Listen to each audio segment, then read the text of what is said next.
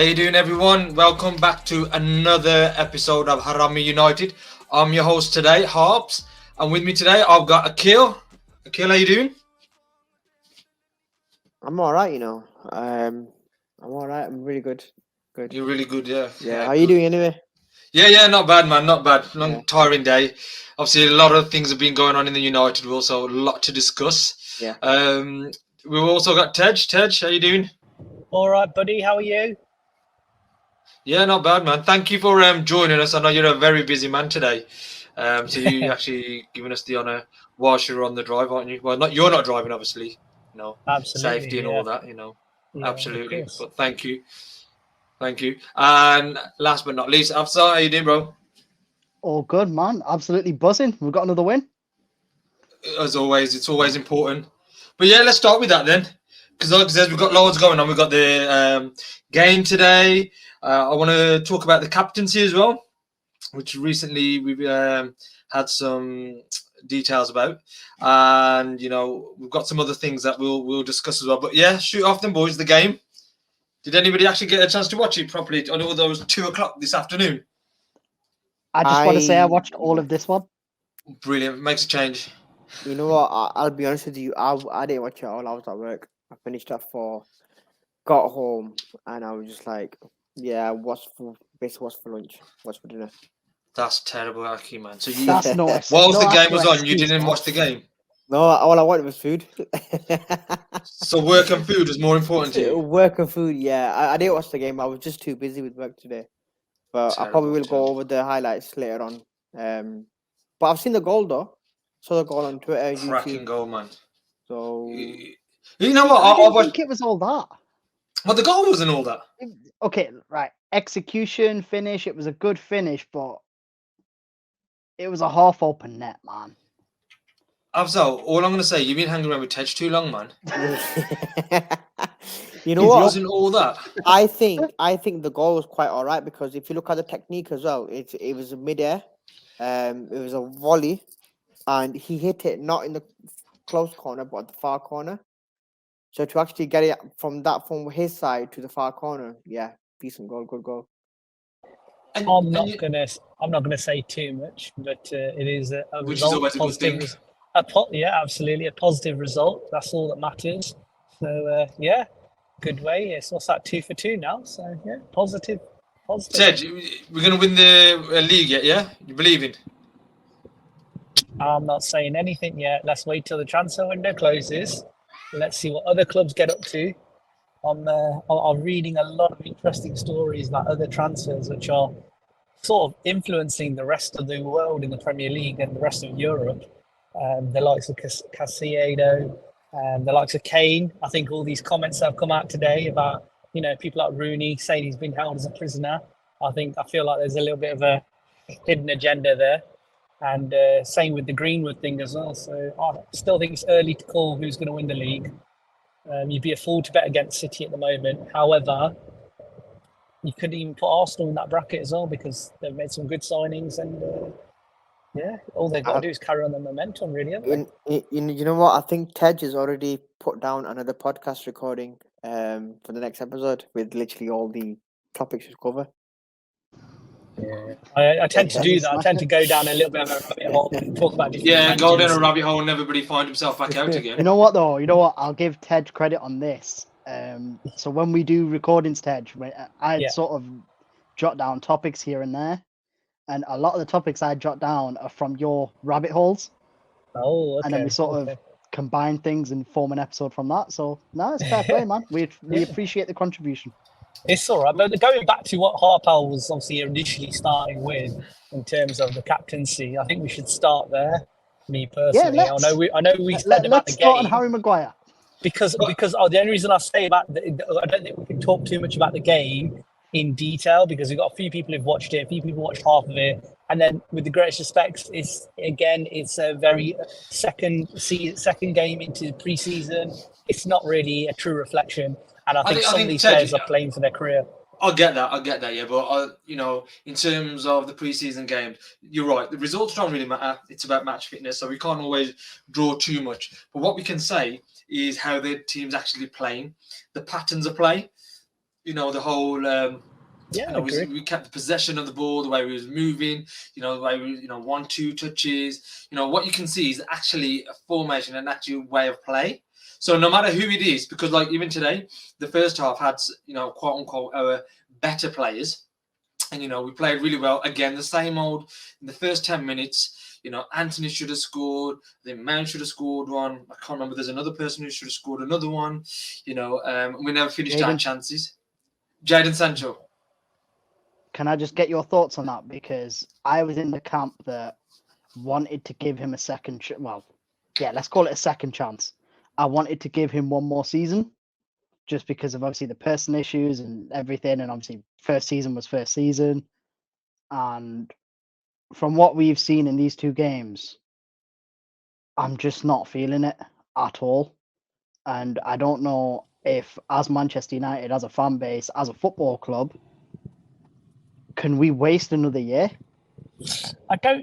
Me personally, I'm going to counteract that and say it's not wasting, because like I said, with these pre-season games, you got to realise that some of these players will be sent on individual training plans, and some of them will have a specific sort of tailored training to condition them in a particular type of way.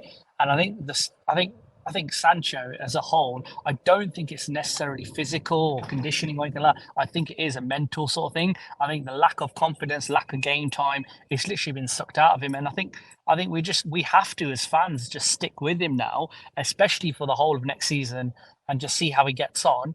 But I don't think you can pass too much judgment after these 2 games, to be honest with you. That's my opinion. And I know I've said a few strong things about him last week on the week before on the podcast, but I think as fans we've got no choice but to be patient with him now. Look, I mean, I get where Afsal's come from. I think when you got players, the younger players as well, who're doing so well coming in, I think it kind of says, well, you've been here now for 2 years. We want to see that kick on. But then I'm also thinking as well, we haven't got that number 9. That's what I was going to. Again, we was creating our chances, but just not finishing them. Jadon Sancho, he was playing in that like false number 9 kind of thing.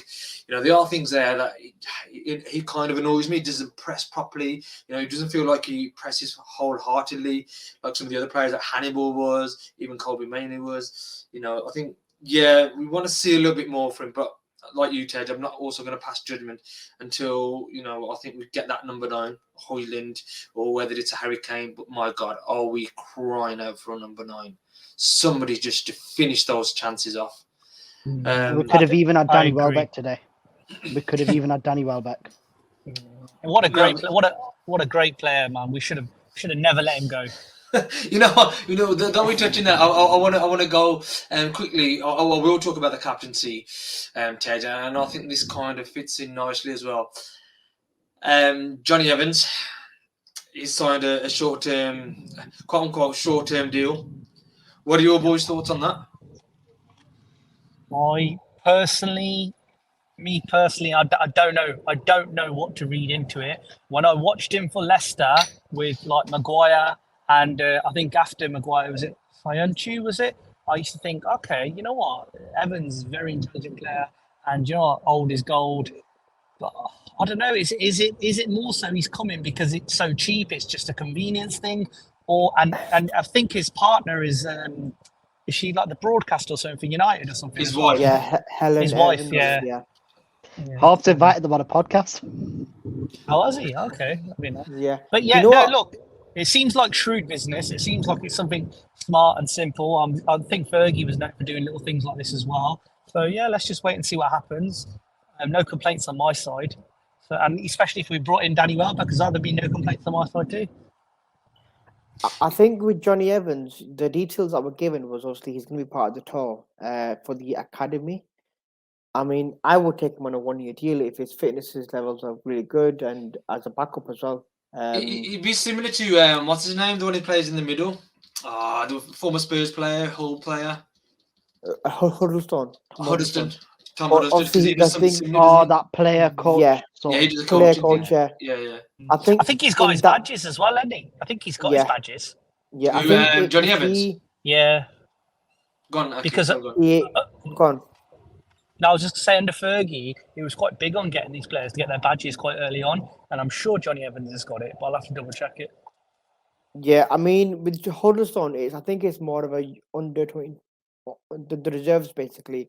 Whereas with Evans, I think if you can sign him on a deal where he's a player coach as well, that would also work best in both ways and get a young defender that can probably look for the future. That's my take on it. But yeah, no, because excuse me. I mean, going on to that, you know, because I've seen two trains of thoughts. I've seen people absolutely lose their mind. Oh, this club, where's it going? You know, City are buying Gvardiol, we're bringing back, you know, old players, Johnny Evans. Oh, this club is done. It's, you know, and I've also seen people say, you know what, he's a good signing, actually. You know, although it's short term, let's try and get it longer because he's a better player than Maguire. He offers more than what Maguire does. Now, obviously, talking about Maguire. That's a ludicrous statement. Absolutely ludicrous statement. I mean, come on. How can anyone make a statement like that? I mean, firstly, you know, I'm going to let you finish. Sorry, do finish. No, you carry on, Ted, because, you know, if you look at the fact, you know, Johnny Evans, Premier League winner, you know, he's won titles, right? He's won things with Leicester City as well. He's won an FA Cup with Leicester City, and he's been a part of Man United's Premier League winning team. So yeah. I do respect that, and I commend him for that. However, he's not a better defender than Haraami. He's not better in the air.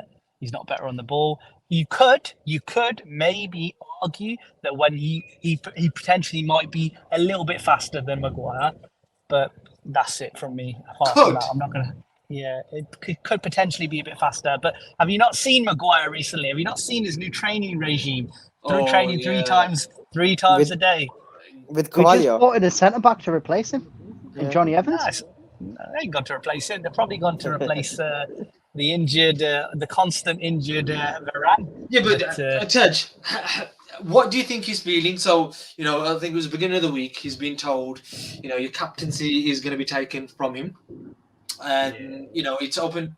Nobody quite knows who it's going to go to, but I think we can all, you know, fairly assume it's going to be Bruno. What's his thoughts at this moment in time? You know, he's been what? True. He must be down. Please lie. No, truthfully. Yeah. No, I'm not just saying it to, you know, be diplomatic or, you know, not hold it back on anything. But I do think he must be down in the dumps. But you know what? He can't be feeling good about himself. And I think, you know, it isn't helping players like Rooney coming out today and saying he should just leave if the manager doesn't think he's good enough and all that. Because I think that's a bit rich from Rooney. You know what I mean? Lots of people thought he could have left at a particular time scales of his career. However, you know, managers, players, they all stuck behind him at difficult times and it worked out well. But in terms of Maguire, he can't be feeling good about himself, and he must now really be thinking, shit, man, maybe that's it. My time is up. Maybe I ain't even going to be able to be given a second chance to really show what I can do and show my professionalism. So that I must be professionalism. Look, he's been there for a year. You know, Eric Ten Hag's been there for a year. But how do you think Eric Ten Hag's treated him? You know, like you said, he's been there for a year now. He's not played him. I'm not pinning blame on Ten Hag. I'm not saying you are. I'm trying to say is, you know, do you think it's right what Ten Hag's done? Should he have done it the way he's done it? I think the reality is your captain needs to be playing week in, week out. That's it. That's it. So regardless, that's a given. And the fact is, he weren't playing week in, week out. My only argument to him not playing week in, week out, yes, our home form statistically drastically improved and it showed. However, my only argument is away from home, it didn't. It was abysmal and there was no change and it showed. That's my only sort of argument towards this conversation. But like I said, I personally would have liked to have had him a part of the squad. I think he's a good pro. I think he's a good player. But you know what? Maybe his time is up. But then I think, are West Ham willing to pay 50, 60 million? Are United willing to let him go for 30, 40 million? I don't know. Only time will tell. Yeah, because he could go to West Ham or Chelsea or any of the club. I think West Ham's a good option. Spurs as well, but why Chelsea in front then? Go on, tell me. Apart from the Wesley Fofana deal, why are Chelsea? Yeah, but ACL. why else? Why else are they in for him? Mate, have you seen Chelsea's Pochettino? re-signings? They're not exactly a beacon of where you should be, following suit. But what I'm saying is, you've now got arguably one of the best coaches in the country potentially in there in Pochettino. Pochettino's there. Yeah. Oh my What? days. Come on. Listen, nobody can sit here and tell me Pochettino is not a top 10 coach in the world. Of course he is. Of He's course not. he is. Of course he is. Of course he is. I can Anyone name who you. knows. Listen, anybody who can assemble a squad like that man can, and actually change the way people play football. You know what? You got to appreciate and respect that. There's no emotion. You can't have too much bias there. He's a top coach. He's No, up Ted, there, you know what it is? You have to give Pochettino credit for doing what he's done at Southampton and Tottenham, yeah? But again, obviously, when he went to PSG, that was a different story. The one thing I'll say about Pochettino, and I'll back him as well, is that when he was obviously Tottenham, he didn't get the funding that he wanted. Southampton was a bit different because obviously that was a bit lower. With PSG, it was the players that he basically wanted, but it was more what the owners wanted to buy into. I think with Chelsea, he has got control in the sense where with the player that he wants, he will get. But and he wants Maguire. So clearly he sees the potential there. Just what I'm trying to say to you.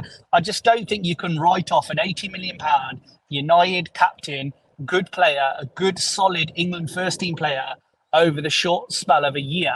When I'll be honest with you, I would be directing a lot more blame at the goalkeeper, who coincidentally is at the door. So you're looking at obviously Thiago Silva alongside Harry Kane in defence. Harry Maguire. No, what I'm saying in defence now for say that Chelsea. So for the Chelsea defence now, yeah, you're looking at Reece James. You're looking at who's the left back, Chilwell, Maguire, Chilwell, and if he's fit. yeah. So you're looking at in the centre. You're looking at Maguire and Thiago Silva. That's got there's no legs in there, man. Yeah. I don't think Thiago Silva. I think there's talk coming out today of Thiago Silva not being and they're potentially looking towards moving him on. To be honest with you. But as a defender, though, who else have they got? Chelsea. Chalobah.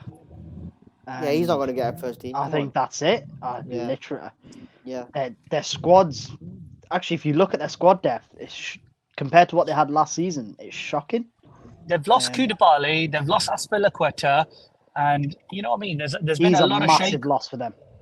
Yeah, it's been a lot of shake-up. But I just think if Chelsea are in for you, you know what I mean. As well. I know Chelsea have had an abysmal season, but a top coach like that's still potentially interested. I just don't think personally we should let him go for anything less than 50 million. 50 million, Tej. Come on, seriously. 50. What, for a player who hasn't even played? You know, asking for too much. Come on, just give him 30, man. Get rid of him. 30 million. I think that's a good deal. Yeah. If there is people in this world who are willing to pay 100 million and 75 million for Romelu Lukaku, then listen, we can get 45, 50 million. Who's looking to pay 100 million and 75 million for Romelu Lukaku? No, people have paid it. That's what I'm trying to say. We've paid 80 million for Maguire as well. It doesn't mean somebody else is that stupid again to pay that again. What I'm saying is, we know that the Maguire fee was absolutely ludicrous and it was over the top. But Maguire didn't ask for that. He can't control that. It's just one of them things. He was always going to be a top of £50 million defender at the time, and that's it. But unfortunately, we Man United slapped 20% on top of that. It's always going to be the case. But we had shit negotiators. We've still got a few shit negotiators as well. So it's just unfortunate. Tej, I just got an email from Indeed that Man United looking for a director of football if you're interested. The banter started. I mean, look, I have to drop that in there, man. I've had a lot of stick over Maguire, and that's fine. But I'm not going to change my opinion on him. I still think he's top draw, and I do think that if he stays one more year, I still think he'll add value to this team. And like I said, I do feel for him. I really do feel for him. I've been, watching him, seeing his development, and he seemed quite positive. But I think since that statement's been dropped now, and there's more articles being coming out, it's just looking more and more likely that he is going to move on. But let's wait and see. Just one last thing on this Maguire thing, because we've spent nearly 10 minutes on it now. But when I read this, the statement he put out the other day about not having the armband and all that. Yeah. I can't remember the last time I saw a club captain do that when they stepped down or got stripped or, forfeited the captaincy or whatever. But also, that felt more like a goodbye to me. That was just my opinion. I thought, I don't know, just to close this off, should we get your guys' opinions? I felt that a little bit, but truthfully, I mean, let's just be completely honest now. He come into that team. He should have never been given the captaincy in the first place. Why was he given the captaincy? Because people like Victor Lindelof and all them, like, what were they doing? What were all these players? They were just messing around. Pogba's, all of them. We were a joke of a team. We were a joke of a squad. And Ole, say what you want about him, he thought, I've got to make a judgment call here. And Maguire at the time was the best option for him. No. What it is? I'm saying I'm become even more of a joke after we became captain. Go on, sorry, okay, you were saying. Yeah, what it is for me, when Maguire got made captain, for me, it was more or less saying he's one of England's best defenders. We are England's basically the biggest club in England. We have to make an Englishman captain. Speaking of an Englishman, can I just jump in there quickly? Ornstein's just tweeted, Newcastle, 38 million, Harvey Barnes agreed. It's a good signing, that is. Really good signing. Quick reaction. Yeah, that's an unbelievable signing. That's a really good signing. Not unbelievable, really good signing. I know Ted likes a bit of Leicester players, Harvey Barnes. Is Ted a Leicester fan? You got a blue shirt under there, Ted? Well, he's more of a West Ham fan. Ted, he wanted us to sign. Go on, Ted, you wanted us to sign? Oh, what, over the years? Reed, Bowen. I remember when I wanted Bowen as well. Remember? Oh, Harper, what's going on here? A few of your boys agreeing with me. Bowen.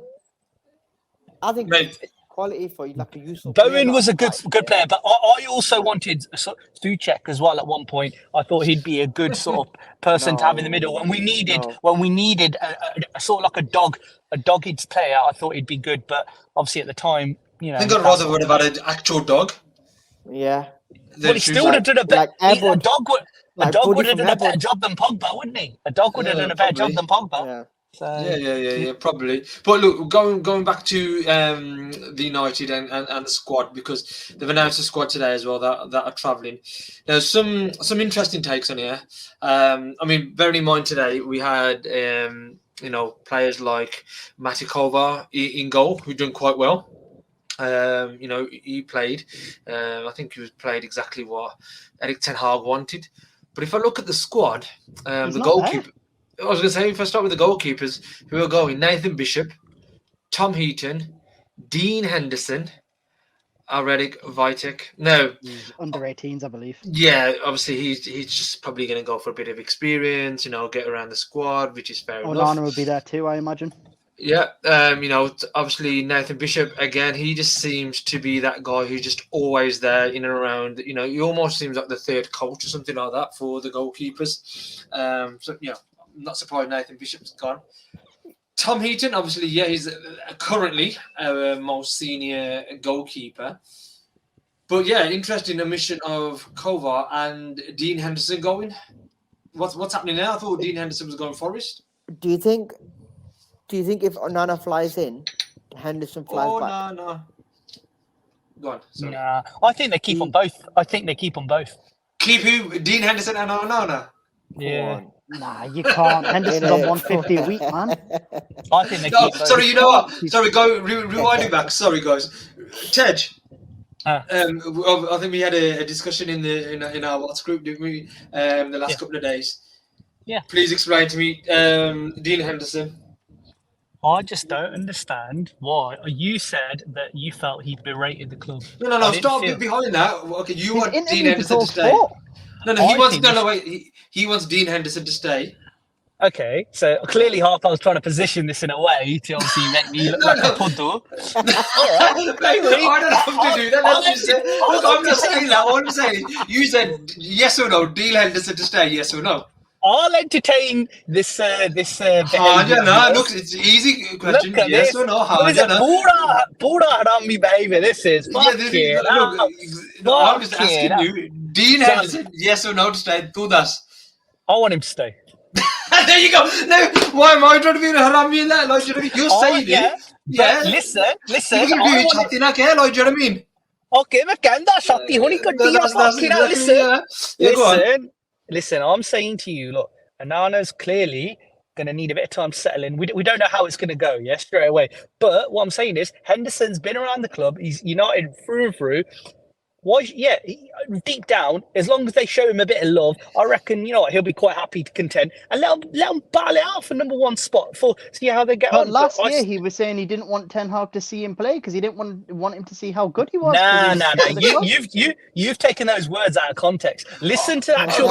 You explain those words, Did he not say those words on TalkSport? Like he's got his on his speed dial or something. Yeah. Watch the interview he did with Sky. He clearly talks about how he was given promises by United and how he was being given, and then COVID. But then he got COVID, and David De Gea performed. So that is the nature of football. Yeah, exactly. You can't drop someone who performs. But at the same time, he hasn't actually come out and said United are X, Y, and Z. They're this and that. He was just obviously disappointed. And you know what? I wouldn't want a player sat on the bench happy being number 2. Would you?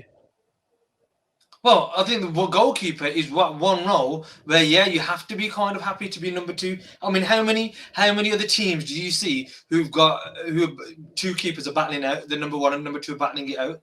Ortega and Carson at City are quite happy to be 2 and 3. Exactly, Carson. What is he? 15 now? Do you know what I mean? God, Ortega, like you said, he's coming in the cup games, and he's obviously performed well. But which keeper and which club are got their 2 number 1 keepers at their club? Both Van Hoagie Hona? Hona kiti chali gaya? Oh, I didn't know you. Right, like I said, I'm not getting into. Oh, he's not getting into it now. Okay, no. I didn't say that. Whoa. Listen. Before you start twisting the girl again for the Haraami behaviour, let me just finish what I'm about to say. The conversation we had last week in the group, and one of my friends backed me up, said, I don't understand the need to sell him straight away. Let's just keep him and let's just see what happens. If an offer comes in significantly for like 40 million, which was the original offer, which we were looking for, then so be it, let him go. But until the offer comes, make him stay for a bit.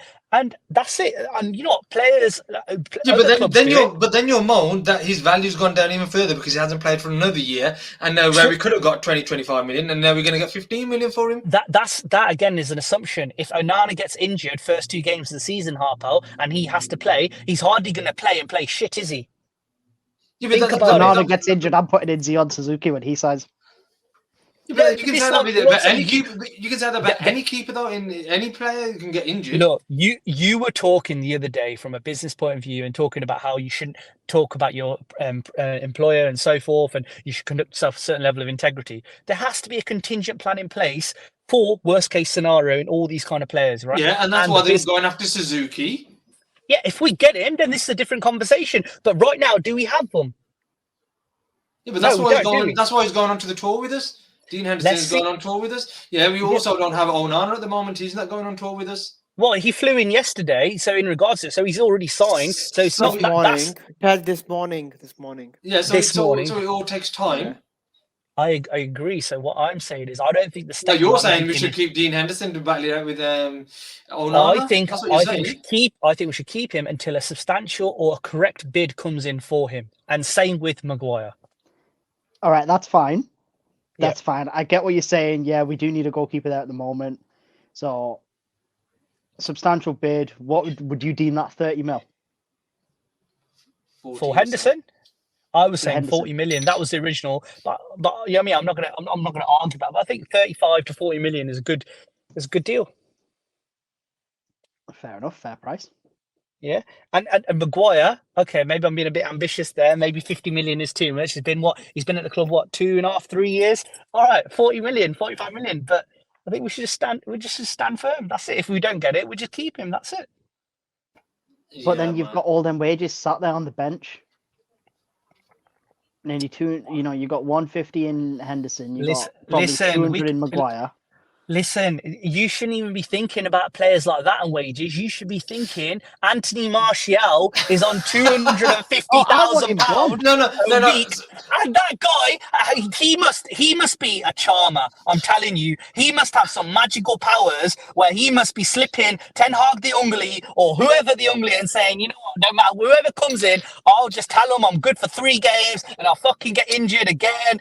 I'll tell you, and the fans just don't really entertain it. That's Joe Glazer gives the ungly to. Honestly, I And don't know who Koski, gives you know it what I to. mean? Yeah, he's giving it to Joe Glazer, man. But you know what, Ted? That's very funny that you said, "Oh, don't worry about the wages." Did you? I Or did didn't you not? say that. No, no. I What didn't did he say just don't say? worry. What I did he just just said after? to What did he just say? No. What did he just yeah, say? I didn't say don't He worry. said, "Don't worry about the wages about them kind of players." Yeah, don't worry Them about the You have wages to kind of worry of that about kind of players. all the players. wages of all the players, Yeah, right? yeah, So that exactly. yeah, okay. But going on to that, then one of the first things you text, even before bloody Rashford signed his new deal, which I think was confirmed yesterday. Look what he's on. Before that, you said he was going to be on 500-600 grand, didn't you? Remember a couple of months back? I was like, don't be crazy. Hold on. Before you get into it, and you are the finance man as well. There is talks of undisclosed bonuses, undisclosed things within his contracts, sort of media PR he has to stipulate within his new contract. So you know what? He is on a ridiculous amount of money as well. What's he on, Tej? What's he on? Well, obviously we know he's on over £300,000 a week. Yeah, is that the base pay with bonuses on top? Well, I think at the moment that's his base pay.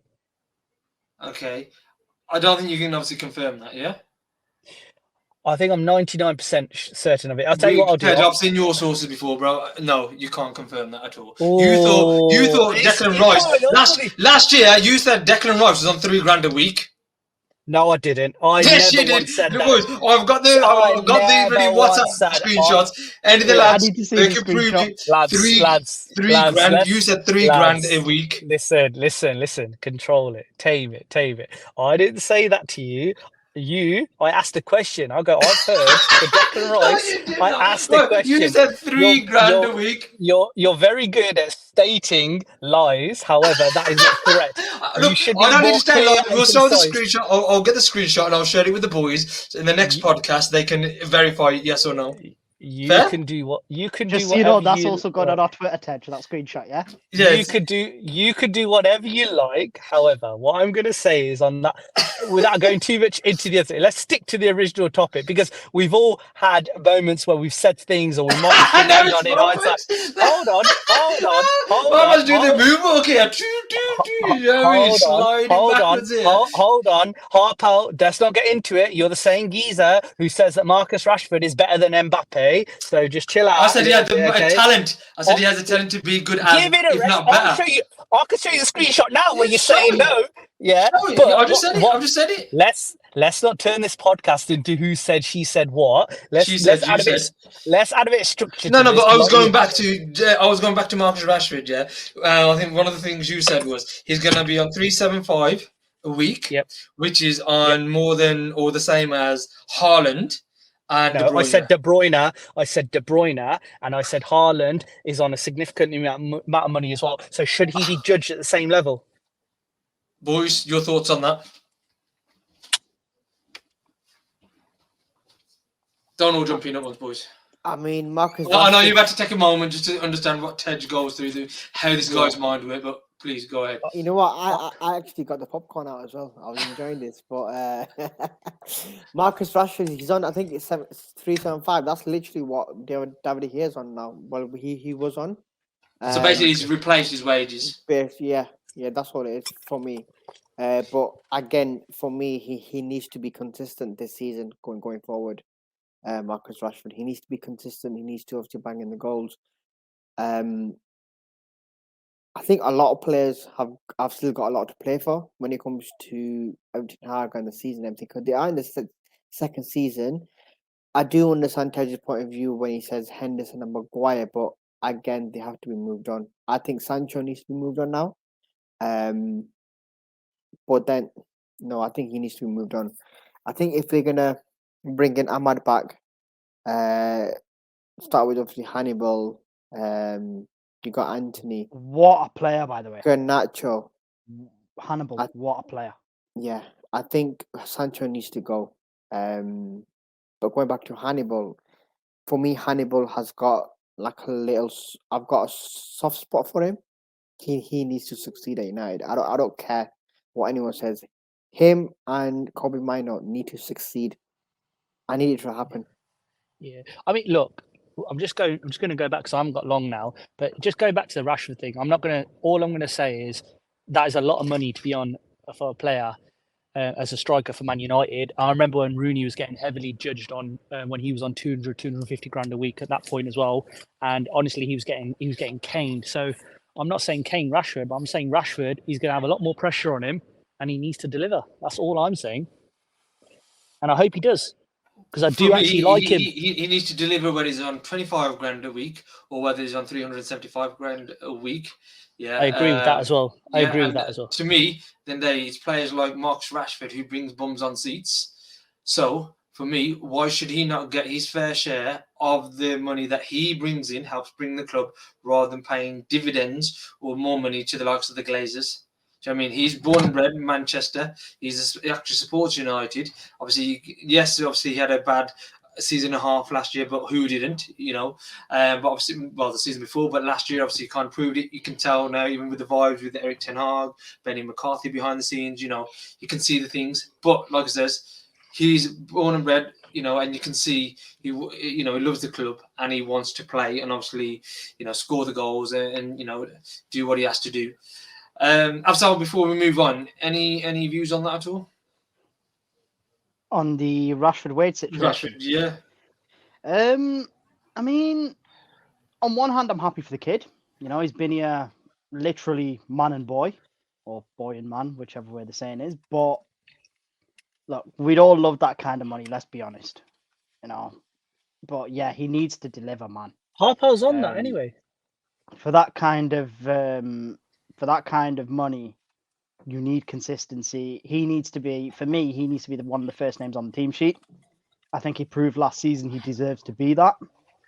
I think if we get in a Kane, a Kane or a Højlund or someone of that ilk, that'll boost his assists because obviously he'll have someone to pass to finish the chances. It'll boost obviously Bruno's assists, and everyone will benefit from that. And obviously the striker will get goals as well. So I think, to me, it all depends on the striker. But in general, I'm happy he's sticking around. Yeah, you know what? I think when we're talking about a number 9 coming in, I think a number 9 coming in is gonna improve a lot of players around the whole squad itself, the wingers, the midfielders, because we're gonna have that focal point, the link, and you can literally bag goals. And if they can share the burden with obviously Marcus Rashford, Anthony, Bruno, Mount, Casemiro, Garnacho, when it comes to assist and goals, then we have got a team that can probably finish in the second or probably first, to be honest with you. Yeah, I agree. I think there's just too much pressure on Rashford last year to score the goal. So if we do, I think it's only fair if he gets another striker to help him. Like City did with their striker. What's his name? Fernandes. I think he played about 50 games apparently last year. So you could take off Haaland and rest him, play him out and rest him. Whereas Rashford, I know, yeah, the Argentinian. The Argentinian, yeah. I was wondering who you meant. Sorry, yeah, the City striker played 50 games. A lot of them were starting, but majority of them I think were off the bench. But that allowed Haaland to come off the bench, be fresh for the next game. Whereas we just haven't had that luxury in all positions, should I say? So not just Rashford up front. But guys, I just want to move on, and I think something that came out today in terms of the sale. Or the not sale, apparently. What are you on about? They're staying, man. They're not selling. They're staying. Mike Keegan revealed the Glazers are staying. They're not going anywhere. Let me just read it out. I'll let you read. Go on. I'll let you. Yes. Man United bidders fear the Glazers won't sell, and hated American owners would definitely be in place for start of season. No, don't forget, everybody was saying that the Qataris are taking over. So, but yeah. Keegan saying something else? I think what Keegan's trying to say, I think what it is with Keegan, he has been informed on a few things, but I think he's trying to limit what he's been told. So, obviously, he's mentioned the words the Glazers are going to remain from the start of the season. The season starts at the mid-August. The window ends on the 31st of August, basically. So he's not mentioned, obviously, the end of the window during next season after it started. I think one thing you have to look at as well is he's not mentioned the words "not for sale," and I think that's basically what it is as well. I think people just look at the headline. What people these other accounts get the words out from the articles, do a tweet on it, people react to it, and just go into a meltdown. That's all it is. Yeah, so they're saying that again, like I said, they will still be here in place of start of the season. Now, I think one of the podcasts, the last Haraami podcast, I think it was, Riz spoke about them being here in September. Yeah, I was just going to touch on that actually.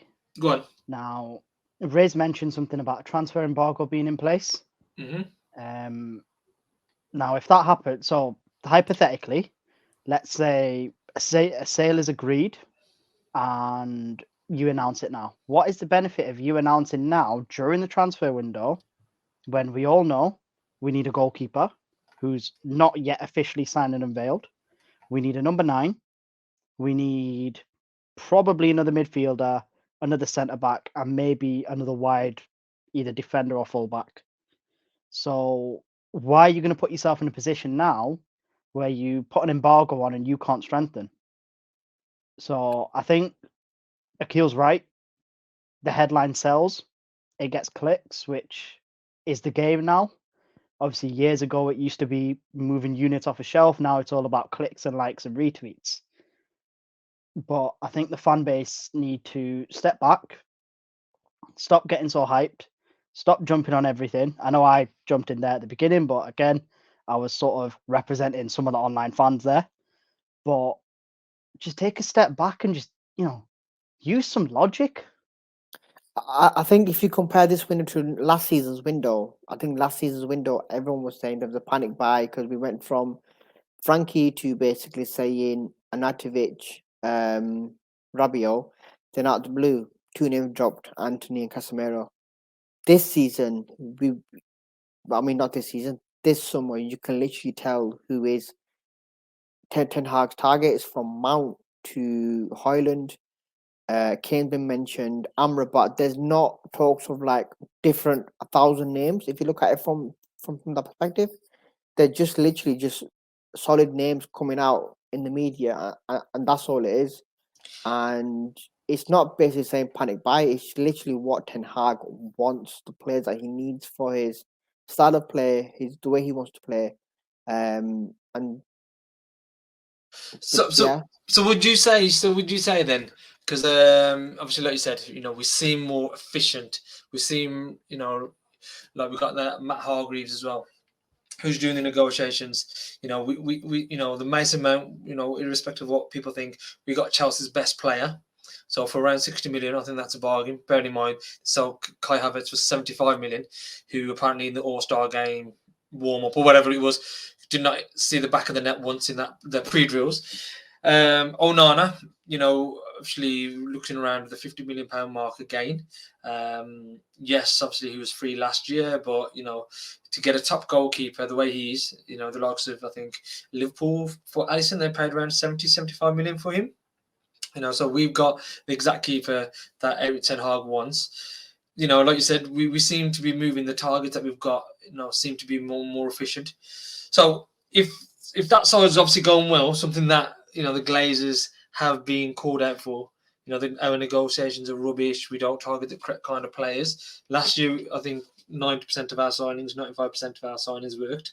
This year, it seems like we're going on to a good one. So apparently there should be some multi-club or that you can have 2 clubs in the same competition in UEFA, things like that. I think the UEFA president spoke about it before. There's apparently a potential new TV deal with the Premier League. Instead of selling the rights to Sky, BT, etc., they may be now going in-house and creating their own app. So you'll have more money to distribute then. So is that then, making the club more appealing for this bidding war that the Glazers wanted that they never got? I mean, I wouldn't say it's more of a bidding war or whatever. I think what's happening behind the scenes at United is I don't think the Glazers are in control of the transfer. I think it's the club itself. So you're looking at Hargreaves, John Murtaugh, Richard Arnold. They are probably the main people that are driving the window. I think they're on the phone to Everton Hargreaves every day saying, "Give me names, drop them." I've got a theory in that sense that there might be someone else who's come in, who's a really tough negotiator. And this is a theory, a really tough negotiator. He's working with probably Murtaugh and Hargreaves. Who's doing, because if you look at United in the past windows, you put on the United tax on. We got Anthony for how much? 90 million or something. Casemiro for how much? We got Mount for literally 60 million. Like, I think Chelsea were asking for 80 million or something. Yeah, 85 million, I think it was, yeah. You look at Onana, he's literally, I think it's 50, 60 million again. Yeah, that's them two are literally, you've got two players for just say 100 million. Now, Hoyland, I think obviously we're looking at British media said about 75 million or something, but we looking at, I think 60, 70 million, was it? I think about 60, I think. Yeah, something like that. So I think, again, we're not hitting that United tax. It's more the actual valuation of the player and their potential, I think. Okay, can I just counter that with one small thing? Yeah. Go on. Are we hitting the United tax in terms of our outgoings, though? I know, obviously, United pick up the phone, the price double, just whack 20 mil on whatever. But Alex Tellers just left for 4 million quid. Yeah, but you know what? Alex Tellers, he's come in, He obviously. needed to go, he wasn't playing. Yeah. 4 million. Yeah. I get that, but I think what it is with the outgoings are just get rid of them for whatever price. I was going to say, do you reckon that's the approach of just get rid of them, get them off I think the it goes back to this amortization. I think Chelsea have brought it quite popular. That person's fee. I think we've got, was it 12 million we paid for him? I think it was. I think 12 million it was. Yeah, something like that. Tellers, yes. Yeah, 12 and a half. I think Adams took it to like 13, 14 or whatever. Yeah. I mean, so what happens is, so the length of their contract, I think it was 4 or 5 years, that 14 million is divided into those 5 years. Okay. So then what happens is, I think he's got 2 years remaining. So, he's probably got around about, each year is probably, as a total value, excuse me, probably got about 4 million remaining on his overall cost. So how much it cost the company. So with that 4 million, he kind of wrote it off. So he's neither a loss or a gain. But more importantly, at that point, the balance sheet equals out. The balance sheet, and then obviously you're saving his wages as well. So then that is a net positive. So I think although fans look at it like, we paid 13 million for him, we should be getting at least 13 or 15 million to make a profit. That's not how it works in the actual accountancy. Do you know what I mean? It's the way it's been, again, that's something similar with, I haven't got the figures here, so I can't really comment. That's why even with Maguire, from what he owes us for the last 2 years, even if we get 30 million, that's a profit on our balance sheet compared to selling him for this 50 million or whatever have you. Because, we paid 80 million, we should get 50 million. Yeah, so in a sense, we've got market value in terms of market what value is costing us. To us. Yeah. That makes sense. What I'm seeing from the outgoings, the way I'm seeing it is, when it comes to the fee, they're not asked about it, because I think if you look at United and the wage bill, and I think we have one of the highest in the Premier League, don't we? I think that we're probably up there and one of the highest in the world. Yeah, we're up there. But however, even with the last set of accounts, especially with Ronaldo going and things like that, our turnover to our wages were just less than 51%, which is great. comparing yeah. what other So- teams are. So what we generate in revenue, only 51% of that goes towards the wages. So Yeah, that's so I think absolutely and also I think what the message is for the outgoings is get whatever price you want because we want that wage off the bill.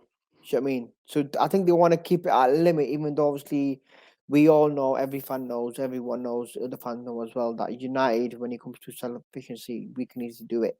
You know what I mean? It's the other thing is you got to remember they're on bigger wages as well. Yeah, We just talked about yeah. Martial on about 250. Who's going to buy him? 250. De Gea was yeah. on 375. Yeah. Ronaldo, what, 400 something? Well, more than that. That's He already was a on more million than that. gone. Yeah. Exactly, So- like, do you know what I mean? So I think with the fees, I think we shouldn't have to. Yes, the likes of City, that's how they kind of bump up their revenues as well. But what we've got to look at as well, we're from a weak point here. We're not negotiating from a position of strength because these players, quote unquote, are flops. Whereas City, they've got a good academy. Obviously, they've been winning, so that's how they can, how they can justify their profits. Sell these random se- kids for 20 million. selling them exactly. But boys, obviously, I mean, in terms of the Saudis, Saudis talking about Mike Keegan and the other things about the takeover. So your final thoughts? What are your thoughts on it? Is it happening? Is it not going to happen? What, the takeover itself? Mm-hmm. Yeah, I mean, what it is, I think the takeover is eventually going to happen because the Glazers financially, from their point of view, and United from financial point of view, they can't stay. I think what it is with the transfer window, they don't want to disrupt it. I think from the Glazers' perspective and Qatar's perspective, they don't want to clash it and ruin the window for Ten Hag.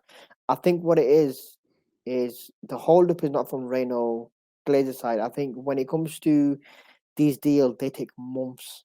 Now, for example, Newcastle United.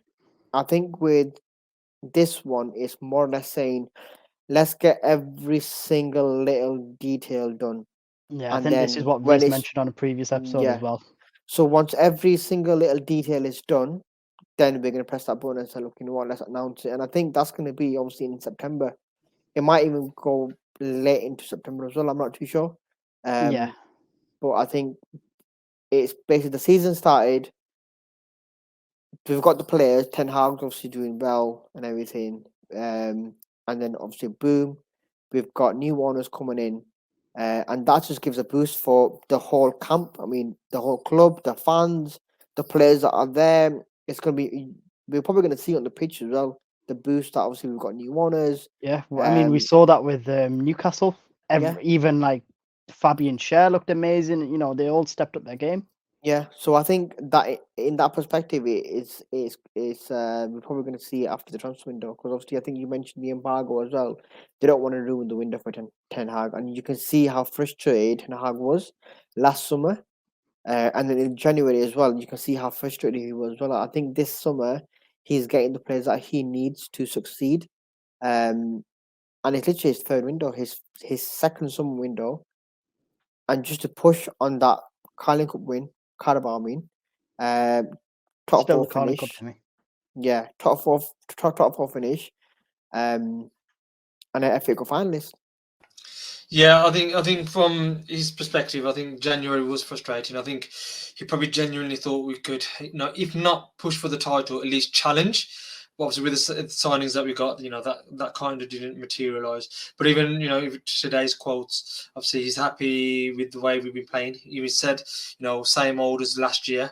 We're not finishing our chances. We need to be better at that. So that to me is a subtle hint to the owners or whoever's in charge to get me a striker. Excuse me. But he also talked about the youngsters as well and how well they've been playing. So I think from that perspective as well, I think we might have one or two youngsters, a bit like Garnacho did last year, who will complement us. So it's not just about about the signings. I think Kobe and Hannibal definitely have to stay around the first team squad. From what I've seen so far, I'd like Fernandes to stay around, the left back. I think what's his name? Molas is injured, isn't he? So he's got he's injured. He's not traveled with the squad as well. Travels with the squad either. Oh. Yeah. So he's definitely got a chance. because what we also have to remember as well, I know we're after a central defender. Obviously, I think the one that's been linked to us the most is the Monaco Disasi, I think his name. Yeah, Yeah. DRC. If we can't get him, even if we do get him, I think we're still short on a left-footed centre back. What Ten Hag likes. So who else have we seen play there last year? Luke Shaw. Luke Shaw, yeah. I mean, I think when it comes to the defense, he's more focused on getting someone on the right, because I think left side we're fine. Well, on left side, I'll say we've got Licha Martinez, and obviously I know Lindelof kind of played there, but still, he still hasn't got that left foot.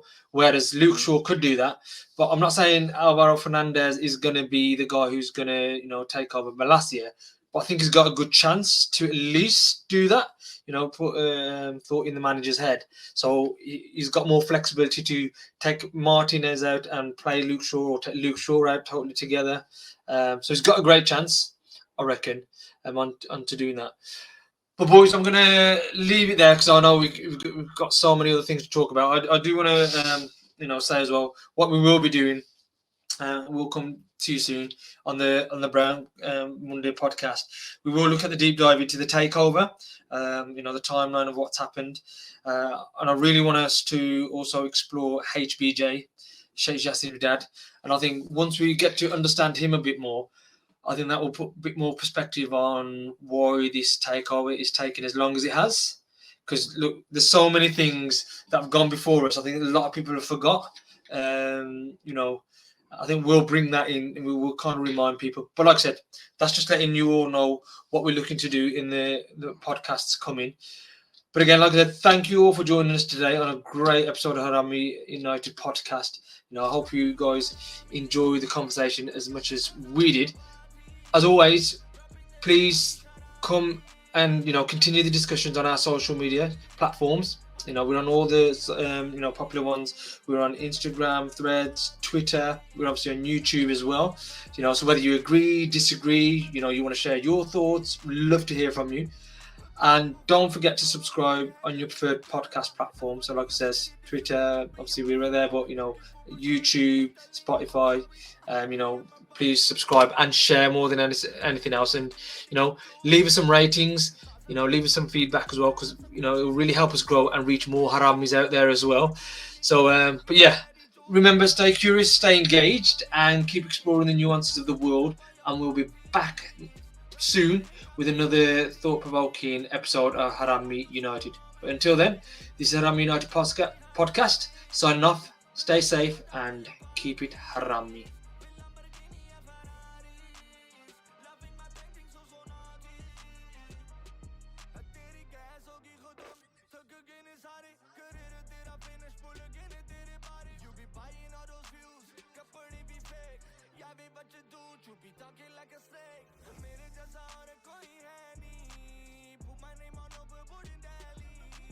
मेरे जैसा और कोई है नहीं, वो मैंने मानो